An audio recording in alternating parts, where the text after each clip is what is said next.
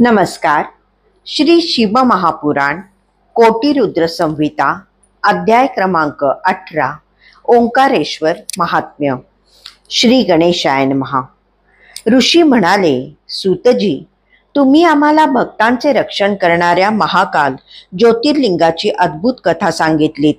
आता सर्व पापहारक शिवजींचे ओंकार तीर्थात जे चौथे ज्योतिर्लिंग आहे त्याचे अभिर्वचन कसे झाले ते सांगा.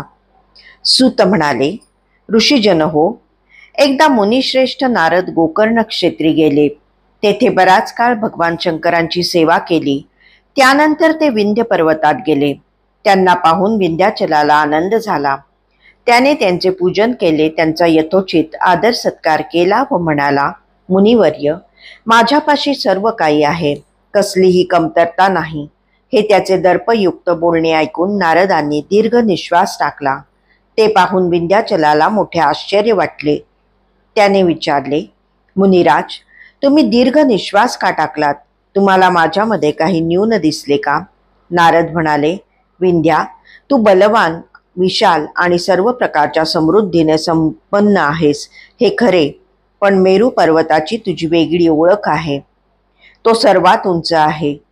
त्याची शिखरे देवलोकापर्यंत गेलेली आहेत. तू त्याची बरोबरी करू शकत नाहीस. त्यानंतर नारद आपल्या मार्गाने पुढे निघून गेले. त्यांचे बोल विंध्याचलाला जिव्हारी लागले. तो फार दुःखी झाला. आपले जीवन व्यर्थ आहे, आपल्याला कोठेही मान नाही, असे म्हणून स्वतःचा धिक्कार करू लागला. त्याने शिवजींच्या उद्देशाने तप करण्याचे ठरवले. तो ओंकारेश्वरास गेला. तेथे पार्थिव लिंगाची स्थापना करून 6 महिने एकाग्र चित्ताने शिवराधना केली. तो तपश्चर्येच्या स्थानावरून जराही हलला नाही. त्याच्या आराधनेने भगवान शंकर प्रसन्न झाले. त्यांनी योग्यांनाही दुर्लभ अशा स्वरूपात त्याला दर्शन दिले व म्हणाले, विंध्या, तू भक्तिपूर्वक केलेल्या तपामुळे मी संतुष्ट झालो आहे. मी भक्तांना अभिष्ट फल देऊन त्यांचे कल्याण करणारा आहे. तरी तुझ्या मनात जी इच्छा असेल तो वर मागून घे. विंध्याचलाने शिवजींना नमस्कार केला व म्हणाला, देवेश्वर, तुम्ही खरोखरच भक्तवत्सल आहात. तुम्ही मला दर्शन देऊन धन्य केले. मी तुमच्याकडे काय वर मागणार, पण तुम्ही माझ्यावर प्रसन्न असाल तर माझ्या मनात जे आहे ते मला साधता येईल अशी बुद्धी द्या. त्याचे मागणे ऐकून शिवप्रभू विचारात पडले. आपल्या वरदानाचा विंध्याकडून दुसऱ्याला त्रास देण्यासाठी दुरुपयोग होऊ शकतो हे त्यांच्या लक्षात आले. काय करावे त्यांना मोठा प्रश्न पडला.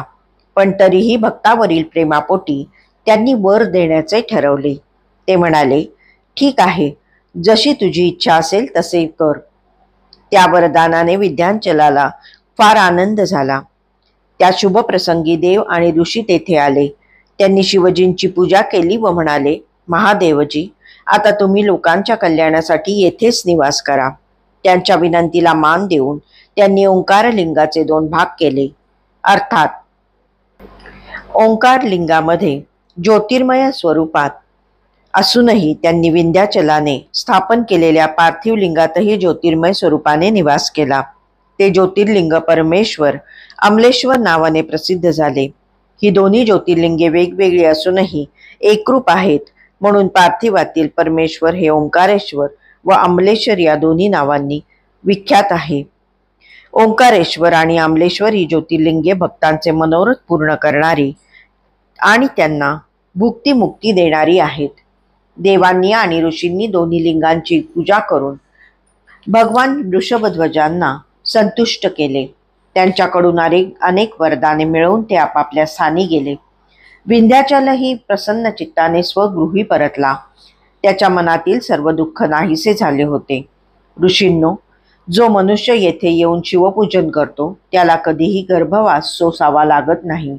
त्याला सर्व अभिष्ट फले प्राप्त होतात. त्याच्या मनात जे असेल ते सिद्धीस जाते. अशा प्रकारे मी तुम्हाला ओंकारात प्रकटलेल्या ज्योतिर्लिंगाचे महात्म्य सांगितले. आता केदारेश्वर लिंगाची माहिती सांगतो, ती लक्षपूर्वक श्रवण करा. अध्याय 18 समाप्त.